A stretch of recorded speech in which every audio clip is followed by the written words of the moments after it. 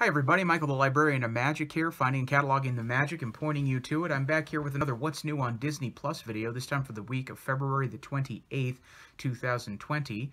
I'll highlight everything that was added to the service this week, as well as all of the original content. I got my notebook here. There will be spoilers for the original content, as per usual. There is a new show this week, so that's something to highlight. You may have noticed in the thumbnail. And I will go ahead and get straight away to what was added this week onto Disney Plus. This week they added Star Wars Resistance Season 2, the animated show, the second and final season of The Resistance. So if that was something that you had watched on Disney XD and you hadn't finished watching the second season, you wanted to get caught up on the finale of that, it is now on Disney Plus. They also added something called I Captured the King of the Leprechauns onto Disney Plus. It's basically an episode or a special from Walt Disney Presents back in 1959 when they aired that on TV. And the basic gist of the episode or special is Walt Disney gets encouraged to take a trip to Ireland to go in search of actual leprechauns for his upcoming Irish picture. And that movie turns out to eventually be Darby O'Gill and the Little People. And it's basically about Walt's interactions and adventures of Ireland, sort of in a funny and humorous thing about leprechauns. But it's just an interesting thing to see a time capsule piece featuring Walt Disney, excuse me, and Walt Disney Presents from 1959. So that's an interesting and cool sort of historical addition to Disney Plus. They added seasons 1 through 3, the complete series of Imagination Movers, which is a Disney Junior show for the youngest viewers. It's basically a live-action show with a musical group, sort of like The Wiggles or something like, those type of shows where there's like a group of guys who play instruments and sing songs and like live in an imaginative place that teach kids things. So that's on there if that's something that you or your children may be interested in. There's the first season of a show called Marvel's Future Avengers that is now on Disney Plus. It's an animated show, the logline of which is as follows. Marvel's Future Avengers follows Makoto, a young boy who developed superpowers from a Hydra genetic engineering experiment, and his friends Audie and Chloe as they train under Earth's mightiest heroes as apprentices, dubbing themselves Future Avengers. So that's essentially what the show is about. That's the official logline of it. I haven't gotten around to watching that. It is of some interest to me. I like pretty much all things Marvel, but it's not a Marvel property or project that is really high on my list of things. I have a lot of other things in animated Marvel things on Disney Plus to catch up on first. But if that sounds interesting to you, that is on there now. And then also Phineas and Ferb Star Wars was added to Disney Plus this week, which is pretty cool. If you are a fan of Phineas and Ferb or Star Wars, it's pretty neat. It's an hour-long Phineas and Ferb special, basically, in which they retell Episode 4, A New Hope, in sort of a Rosencrantz and Guildenstern are dead sort of style, which is to say that it follows like the Phineas and Ferb characters as sort of background characters while the events of A New Hope are happening. And, it's really cool. It's a Star Wars thing, and it's got the humor and characters of Phineas and Ferb, if that's something you're interested in. It's also noteworthy in that there are a couple of notable guest voices on that special. Simon Pegg is actually the voice of C-3PO, as well as Candace's commanding officer. And Adam Savage and Jamie Hyneman from Mythbusters voice a pair of office stormtroopers. So it's a really fun little special. If you're a Star Wars fan, I think you'll like it, even if you don't really know much or at all about Phineas and Ferb. And it may also get you interested in watching Phineas and Ferb. And if you're a Phineas and Ferb fan, you'll definitely like it. It's fun and silly. So that was added, and that's a cool addition to have on Disney Plus this week. New in original content on Disney Plus this week, they added a new series called Shop Class, which is it's sort of a competition show, reality competition show, where various teams compete to create like shop class projects that they're given, and the whole season, the whole series is tournament style. So there are 3 teams that compete in each episode. The winner of the episode moves on through a bracket, and then at the end of the season there will be one overall winner of this shop class for some epic prize that I don't think they've announced. They've just said it'll be an epic prize. Justin Long is the host. You may remember him from various film and TV roles. The way that the show works is they pair up 2 kids with a shop teacher, an adult shop teacher, to execute these projects. From what I could gather, I don't think either of the kids know each other beforehand, and I also don't think they know the shop teacher either. Like, they're not getting paired up with their shop teacher. They're getting paired up with a shop teacher. Sometimes they're retired shop teachers or people who've been voted as, teacher of the year, that sort of thing. That are participating in this, but they get paired together in these different teams, and then they have to work on these they get 3 days to execute this project, and then they get judged. The judges are renowned architect Brooks Atwood, a famous well-known interior designer named Lauren Mack, and then there's always a guest Imagineer on each episode, a Walt Disney Imagineer that also judges the projects. And then Justin Long is there for comic relief and to sort of antagonize the groups while they're trying to work on their projects and stuff like that. And they get 3 days to work on their project. And in this first episode, called Justin's Biggest Fan, the teams are tasked with building a little free library. And if you're unfamiliar with what that is, basically they've cropped up in neighborhoods all over the country. I have a bunch in mind which I enjoy walking to on a regular basis. And it's basically a way for communities to encourage each other to read and to share books with each other for free. And, somebody will post like a little wooden box out in their front yard and put books in it. And then it's sort of like a leave a book, take a book situation. And they've tasked these teams of kids and shop teachers with and coming up with some innovative little free library idea and building it and executing it. It has to stand up to the elements and all of that sort of stuff, but it also has to be sort of creative looking to draw people in and have an experience with it. One team designed sort of a Frank Lloyd Wright looking building with interesting architectural features. One of the kids in there makes all these little paintings to put them inside and decorate it like it's a little house. And they also add a succulent garden on one end underneath the slanted roof, so when it rains, the water will go down into the succulents and water the garden, which is a really cool feature. They also got a little ambitious and added like a little hive thing on the bottom of it, so bees could potentially come and nest, which seemed like a weird idea to the judges, why you would want to have a little free library with bees buzzing all over it, but they were at least trying to be creative with it, and the finished product looked really cool. One of the other teams made one that sort of was supposed to have a book on top as like the eaves, and that was a really cool idea. So it looked like an unfolded book instead of just a regular rooftop. And they really focused on just making their build super sturdy so that it would stand up to the elements, and they did a really good job with that in terms of making it really structurally sound. The third team made their little free library look like a giant rocket ship with opening French doors on the front and a nose cone on the top, and they painted it to look really eye-catching. Oh, I forgot to add that the second team that made a book thing on the top, they also built a stool for somebody to sit next to their little free library and read a book if they wanted to. Then after they were done building all of these, because these projects were meant to be outside, they were all subjected to stress tests. They gave them, they had this huge, giant fan, so they subjected it to 100-mile-per-hour winds. They turned on water to simulate driving rain, and they also had this ice buckets that would go down in front of the fan to simulate hail. And they all held up pretty well. One of them, the rocket design fell over in the process of the wind. The other ones even withstood the 100-mile-an-hour wind without even falling over at all, which is a testament to the design.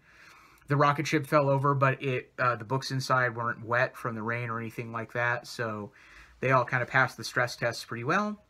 In the end, the judges decided they liked the Frank Lloyd Wright one the best, which is the gold team, and they decided to move them on into the next round. The teams that didn't make it were actually, each kid in each of the teams that didn't make it was given a fully stocked rolling tool chest of their own, which is a really nice little consolation prize, I'd say, especially if you're a kid who's interested in making things and building things. That's a great little consolation prize indeed. So that's basically what Shop Class is like. It's just kind of a cool competition series about people building things, kids and shop teachers building things together. And it'll be interesting to see how the competition builds and who eventually wins it in the end. So that's Shop Class. That was the first episode that premiered this week. On the One Day at Disney shorts, there was a short about a person called Lupe de Santiago, who is a seamstress for Disneyland in California. She works in the costuming department for the park, and she's worked on all of the costumes for Pirates of the Caribbean, The Haunted Mansion, It's a Small World, the Jungle Cruise. I mean, she's done it all. She's worked for Disney parks for over 30 years. She's mentioned at one point during the short that there are over 300 individual dolls and costumes in It's a Small World, and she has personally worked on every single one of those. And the person who originally designed those back in the day with Walt Disney in the 60s was like her inspiration for doing her work in the first place, and she has felt very strongly about living into the legacy of It's a Small World and the attention to detail and making sure that she takes care of it and is a good steward of it, and it was really cool to see. My wife's cousin actually also works in the costuming department for Walt Disney, for the Walt Disney Company. She works at Walt Disney World in Florida, so it was kind of cool to see a little bit about the costuming department and that sort of thing, and what some of the people there do.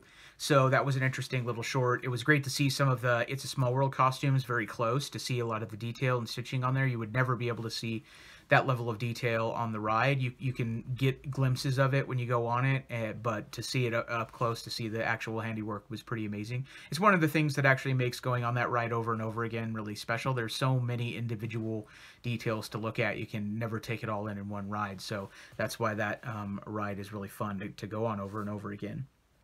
Disney Family Sundays was pretty cool this week. The craft of the week was a Lion King paint pour artwork, and it was really neat. This is something I would actually do. It turned out really well. They basically took Lion King sort of earth tone colors like orange, yellow, brown, red, and swirled them all together in these various paint cups, and then you pour it on a canvas and sort of tilt it around and watch it swirl into whatever patterns it decides to go into, and it sort of makes this kind of sunset-ish psychedelic swirl pattern. And then they cut out black construction paper silhouettes of like Timon, Pumbaa, and Simba, and had them walking in the foreground. So it sort of looked like a sunset shadow scene.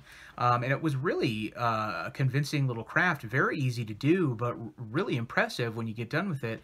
And it really got my mind going with the possibilities of things you could do beyond just the Lion King theme with it. I mean, you could do anything Disney related and anything even not Disney related if you wanted to, but I thought of a bunch of interesting Disney projects that I may want to do along those lines that could be really interesting and cool.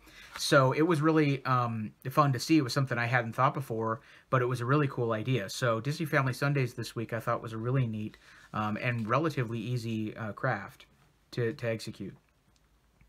Marvel Hero Project this week was an episode called Superior Salvador, and it follows a young man named Salvador who lives in Puerto Rico, and he was there during Hurricane Maria a couple of years ago, and he and his family are people of privilege, especially on the island of Puerto Rico. They have some economic advantages, and they are aware of that.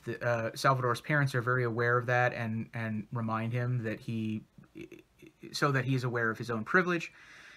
And when the hurricane struck, he felt very strongly about using his resources and privilege to help the people of his island, especially to get light, because they were without infrastructure and electricity for so long when things got hit. And he worked really hard to raise money, campaigning online, and to get these solar-powered lights to Puerto Rico so that he could go to various towns and hand them out, so that when night would come around, people would have light in their homes. Some people were trying to use natural gas and candles and other dangerous things to have around their kids that they work as an emergency light source, but they don't work as electricity is out for weeks on end sort of light source, and so these solar lights really helped out. Once he was able to do that and got a good response from it, and sort of proved to himself that he was able to do those things and make a difference, the next project that he launched into in bringing light to Puerto Rico was to make sure that there were generators and like solar powered generators and lighting infrastructure in the fire stations in his area on Puerto Rico, so that in the event of another emergency, the first responders, the emergency responders, don't go without electricity. When Hurricane Maria hit in 2017, firefighters were very often at a loss to respond quickly because they were also hit without electricity, and all of their infrastructure went down as well. And so some of the emergency response didn't happen as fast as it could locally, and people like Salvador are really trying to help out. And so it was really cool to just see a young person who understands that they have the ability to help and are using their resources for good and using their ability for good. And it was a really cool glimpse at, you know, the way that different classes and various people live in Puerto Rico, and the way that people banded together after Hurricane Maria. And it was just a really nice episode. It was a nice way for, you know, them to feature Puerto Rico, to remind us all that there are brothers and sisters down there. And yeah, it was just a cool episode to see. And yeah, I was really impressed by Salvador, as I have been with all of these kids on the show. On Disney Fairy Tale Weddings, an episode called A Flashy Proposal, there was indeed a big proposal segment in this one, and as you know, I tend to be kind of blown away by these super elaborate proposals, and this one was kind of no different. A guy from Florida decided to surprise his girlfriend by proposing to her at Disneyland in California, but she's notoriously hard to surprise. So he worked with her family to create this elaborate, and Disney, of course, to create this elaborate scenario in which she was auditioning for a Disney like commercial role, and all of that was fake. It was all set up. She didn't know that it wasn't real, and she wasn't accepted into this fake audition. But as a consolation for participating in the audition, Disney offered to give her 5 free park hopper tickets to Disneyland. And so she takes her family with her, and she thinks she's sort of been given this consolation thing, and it's really cool that she gets to take her family. And then while they're touring Disneyland, this giant flash mob breaks out, and while they're in the Magic Kingdom for magic hours, ahead of the park opening, which is something that happens if you are a resort guest at Disney, you get to go like an hour before the park opens. They had it set up special so that nobody in there were regular guests. Everybody there were actually participating in the flash mob, but this girl and her family, or her family knew, but she didn't know.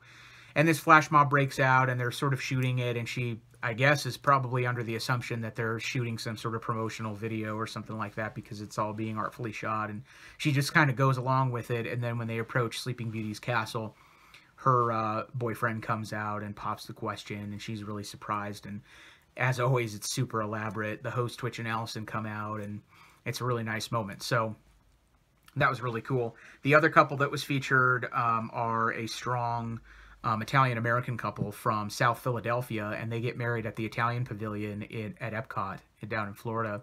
And they kind of highlight some of their South Philadelphia Italian-American traditions as they process through their wedding. One of those things is called the Serenade, in which in his family there's a tradition that before the wedding, one last time, the groom has to go to the bride, in a balcony scenario, and serenade to her, and she has the ability to decide if she still wants to marry him or not. And so he's not a singer or anything, but he learns how to sing a song. He tries his best, and of course she still is in love with him after all. And then there's also another tradition that they participate in which the groom builds the bride's bouquet and gives it to her as sort of their last gift before they get married. That's sort of his gift to her, is this bouquet of flowers. And there's a special meaning hidden in there. One of the things that they bonded over as a couple that drew them together as a couple is that they both lost their older brothers tragically when they were younger. And so in order to honor their brothers, they put their birthstones built into the bouquet, and they choose, you know, the flowers based on what she likes and all that sort of stuff, and it makes for a really nice, touching moment. And then they get married at the Italian Pavilion. It's really great. When their ceremony concludes, Disney has Jackie Evancho there, the famous singer, to perform for them. And she performs the song that he serenaded to his fiancée earlier. She obviously is much better than he was. And yeah, it's just really great. It's great to see various things that Disney can do at Epcot. And as always, they sort of go all out for these, like I keep saying in each episode. So that was Disney Fairy Tale Weddings for the week. On Diary of a Future President, this week was an episode called Foreign Relations.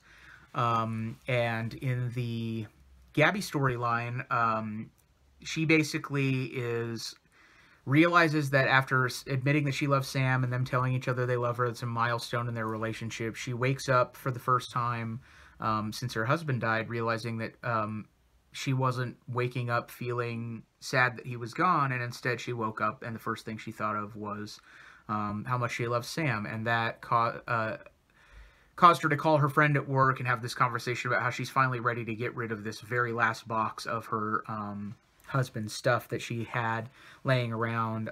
She's finally ready to symbolically let go of it. And so she takes it to Goodwill, at which point she finds a photograph in there that she didn't realize was still in there, and that kind of gives her second thoughts about giving that stuff away, so she retrieves it all back. And you know, that's kind of the process of her process of the episode, is sort of like dealing with the fact that she's starting to move on, and how weird that feels and how difficult that can feel, and what an unique and odd situation that can be.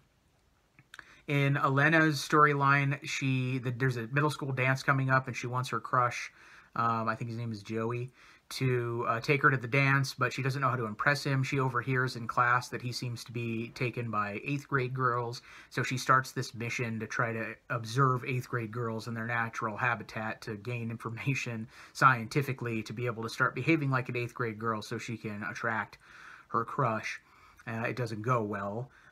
She realizes that she should stop being fake and just be herself, and so she asks him to the dance herself anyway, as herself.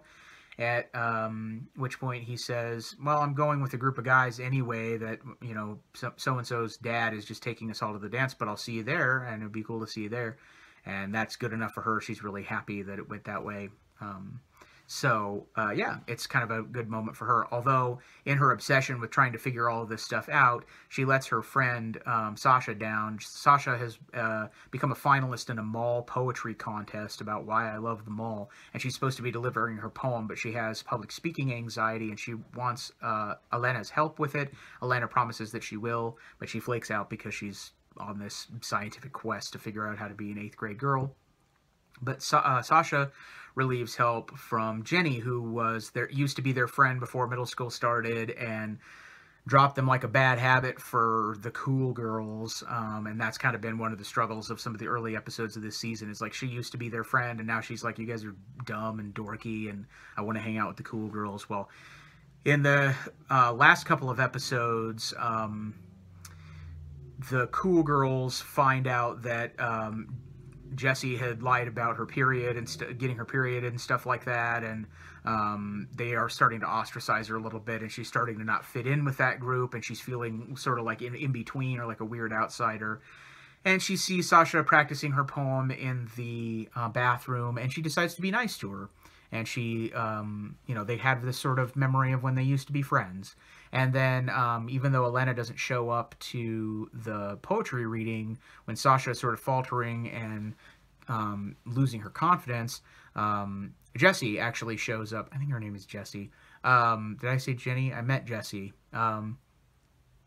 And she shows up, and that gives Sasha the confidence to go through with the poetry contest, and she actually wins. I think it's like a $50 mall gift card or something like that, and they share like Frappuccino iced coffee thingies together, and they're they're getting on like gangbusters, and Elena doesn't know that's probably something that's going to happen in a future episode. She doesn't know that they've hit it off as friends again, and that she might be on the outs because she let Sasha down, so that may be a conflict coming in future episodes.